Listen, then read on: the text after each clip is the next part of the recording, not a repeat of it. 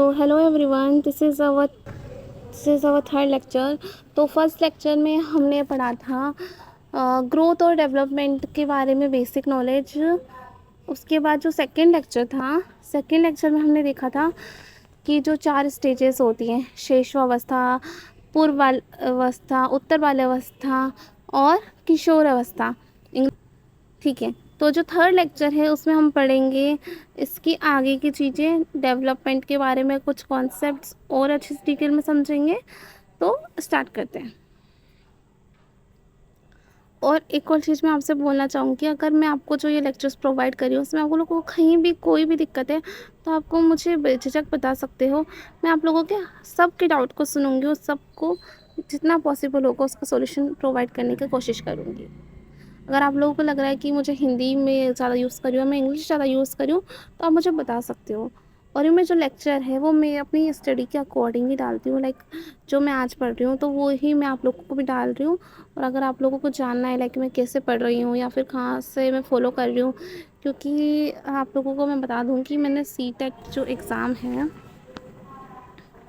ये मैं आपको बता देती हूँ आप लोगों को, क्योंकि मैं आप लोगों को पढ़ा रही हूँ। तो जो सीटेट एग्ज़ाम दिया है मैंने रीट एग्ज़ाम दिया है और ऑफ कोर्स एमपी टेट का भी मैं एक बार दे चुकी हूँ, इससे पहले भी वर्ग 3 वाले दिया है मैंने।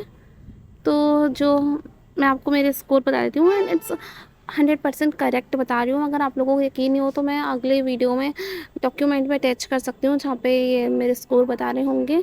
तो इसमें मैंने 79 स्कोर किया, इसमें मेरा 106 स्कोर है और इसमें मेरा 105 स्कोर है। और क्योंकि मेरे इसमें 79 है और मुझे 19 मार्क्स चाहिए फॉर द क्वालिफ़िकेशन, इसलिए मैं अगस्त वाला अटैम्प्ट भी दूँगी वापस से। तो इसी वजह से मैं दे रही हूँ। और ये तो ओनली मैंने 10 to 15 डेज़ में दी थी।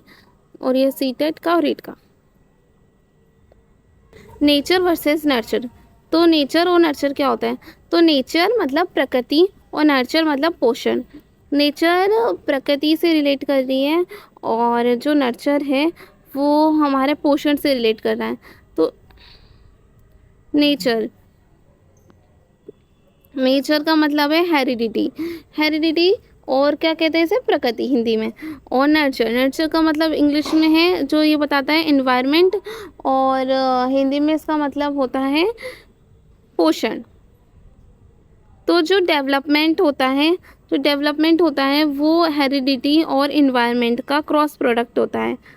जो हमारा डेवलपमेंट होता है वो हेरिडिटी और इन्वायरमेंट का क्रॉस प्रोडक्ट होता है। अगर क्वेश्चन ऐसे आए कि जो डेवलपमेंट है क्या हेरिडिटी प्लस इन्वायरमेंट होता है? नहीं। क्या डेवलपमेंट जो है वो नेचर प्लस नर्चर होता है? नहीं। Development is heredity into environment. और इसमें जो कुछ बात है कि जो हेरिडिटी है वो होती है स्टैटिक। हेरिडिटी क्या बदलती है? नहीं। तो नेचर भी क्या हुआ? स्टैटिक हुआ, फिक्स्ड हुआ, एक स्थायी हुआ। ठीक है, मतलब स्थायी रहता है, बदलता नहीं है। क्या हमारा इन्वायरमेंट बदलता है या सेम रहता है? इन्वायरमेंट तो अपन बदल सकते हैं, आज अपन यहाँ पे अपन कहीं और जाएंगे तो अपन इन्वायरमेंट बदल जाएगा। तो इन्वायरमेंट चेंजेबल होता है, डायनेमिक होता है, इसलिए नर्चर क्या हुआ? डायनेमिक और चेंजेबल कह सकते हैं। ठीक है। तो हेरिडिटी मतलब नेचर मतलब प्रकृति। इन्वायरमेंट मतलब नर्चर मतलब हमारा जो ये नर्चर है मतलब पोषण। Heredity sets the range. Heredity एक रेंज बना देती है कि हाँ इसका डेवलपमेंट यहाँ तक हो सकता है, और जो इन्वायरमेंट है उस डेवलपमेंट को शेप देता है कि कैसे कैसे होगा, आगे कैसे बढ़ेगा। ये सब आगे बढ़ते हैं। अभी 4 कोर प्रिंसिपल हैं डेवलपमेंट के, तो अब इनको समझते हैं हम। जो 4 कोर प्रिंसिपल हैं ये बहुत इंपॉर्टेंट हैं, वेरी इंपॉर्टेंट। तो पहला है कंटिन्यूस प्रोसेसिंग। ये तो डेवलपमेंट के बारे में पहले ही बताया है अपन को कि डेवलपमेंट हमेशा चलता रहता है, सतत प्रक्रिया है, लाइफ लॉन्ग प्रोसेस है, वॉर्म टू टूम चलता है।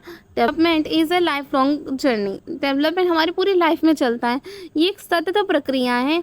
ये फ्रॉम कंसेप्शन टू डेथ तक चलता है, मतलब हमारा गर्भ में होते हैं हम जब गर्भ में होते हैं इससे लेकर हमारी मृत्यु से पहले तक डेवलपमेंट चलता रहता है। तो development is a continuous process और डिसकंटिन्यूस प्रोसेस। तो क्या आंसर है? Continuous process. नेक्स्ट है सिक्वेंशियल ऑर्डर में होती है। सिक्वेंशियल ऑर्डरली से मतलब क्या है? सिक्वेंशियल एंड ऑर्डरली से कि एक सीक्वेंस में चलती है। जो ग्रोथ है या डेवलपमेंट है वो एक प्रिडिक्टेबल होती है। इसमें ना एक चीज़ रॉन्ग है, यहाँ पे ग्रोथ नहीं आएगा, यहाँ पर डेवलपमेंट आएगा। हाँ, ग्रोथ को भी प्रिडिक्ट कर सकते हैं, लाइक दैन कि डेवलपमेंट जो होता है, जो डेवलपमेंट होता है वो एक ऑर्डर में होता है, प्रिडिक्ट किया जा सकता है और इसका एक पैटर्न होता है, क्रमिक प्रक्रिया है ये। नेक्स्ट है प्रिडिक्टेबल। प्रिडिक्टेबल अपन ने देखा कि डेवलपमेंट को प्रिडिक्ट किया जा सकता है based on the patterns and norms. Like if one child is very creative, तो हम बोल सकते हैं आगे जाके उसके क्रिएटिव चीज़ों में उसका ज़्यादा उसका मन लगेगा, वो ज़्यादा उसमें अच्छा होगा। General to specific. डेवलपमेंट हमेशा कैसे जाएगा? जनरल से स्पेसिफिक की ओर। Large movement proceed refined ones. मतलब ये है कि जो डेवलपमेंट है वो सामान्य से विशिष्ट की ओर जाता है। पहले हम सामान्य चीज़ों का डेवलपमेंट होता है, फिर उसके बाद विशिष्ट चीज़ों का। Inter related development PCSC model.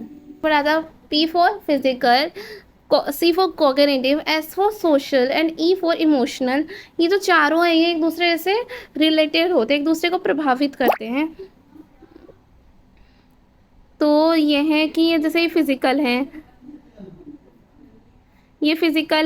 ये कॉग्निटिव है, ये सोशल है, ये इमोशनल है। तो ये पूरा डेवलपमेंट है, चारों मिलके बनाते हैं, एक दूसरे से रिलेटेड होते हैं। जैसे कि अगर ये फिजिकल है, कॉग्निटिव है, सोशल है और इमोशनल है, तो ये चारों एक दूसरे पे ये जो चारों है एक दूसरे पे रिलेट कर रहे हैं। जो फिजिकल है वो कॉग्निटिव पे, कॉग्निटिव सोशल पे, सोशल इमोशनल पे, इमोशनल फिजिकल पे। तो ये चारों एक दूसरे से रिलेटेड हैं। तो फिजिकल को हिंदी में क्या बोलते हैं? शारीरिक। तो शारीरिक विकास है, ये संज्ञानात्मक विकास है, ये सामाजिक विकास है और ये इमोशनल मतलब संवेगात्मक विकास है। Unitary process. जो यूनिटरी प्रोसेस का मतलब है कि जो चारों प्रोसेस है ये एक दूसरे से रिलेटेड होती हैं। प्रिंसिपल ऑफ डायरेक्शन मतलब जो विकास है उसकी दिशा। तो विकास है ना जो दो दिशाओं में आगे बढ़ता है। तो जो इसकी दो दिशाएं, एक तो है सेफिलोकॉडल और एक है प्रॉक्सिमोडिस्टल। सेफिलोकॉडल को हम क्या बोलते हैं? शिरोधपदोमुखी, और प्रॉक्सिमोडिस्टल को समीपस्थ दूरस्थ। तो इसके ना नाम से ही समझा जा सकता है, या अपन ट्रिक भी याद कर सकते हैं। सेफिलोकॉडल से आप ये स्टार्ट कर सकते हो, सिर से पैर तक चलता है, ये हेड टू टो चलता है। और अगर हिंदी में इसका मतलब है शिरोधपदोमुखी, इसका मतलब है सिर से पैर, तो इससे आप याद कर सकते हो। इंग्लिश में क्या? हेड टू टो, सिर से पैर तक चलता है। इसकी डायरेक्शन कौन सी होती है? लॉन्गिट्यूडनल, लंबवत डायरेक्शन में चलता है, ये ऐसे चलता है सिर से पैर तक।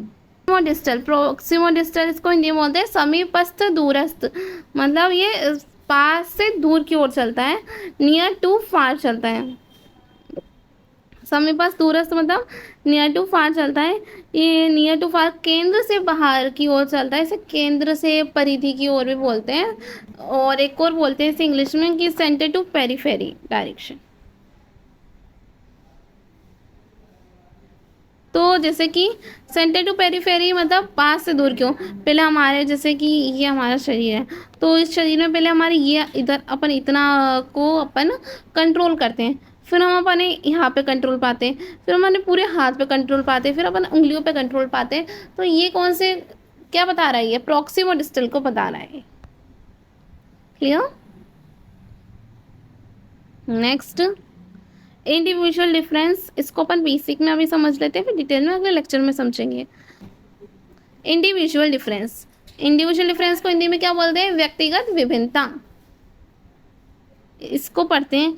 व्यक्तिगत विभिन्नता का मतलब है कि कोई भी इंसान चाहे वो जुड़वा ही क्यों ना हो, वो दोनों सेम नहीं होते, उनमें डिफरेंसेस होते हैं। तो every species has difference, variation add colour and beauty to nature, individual are no exception.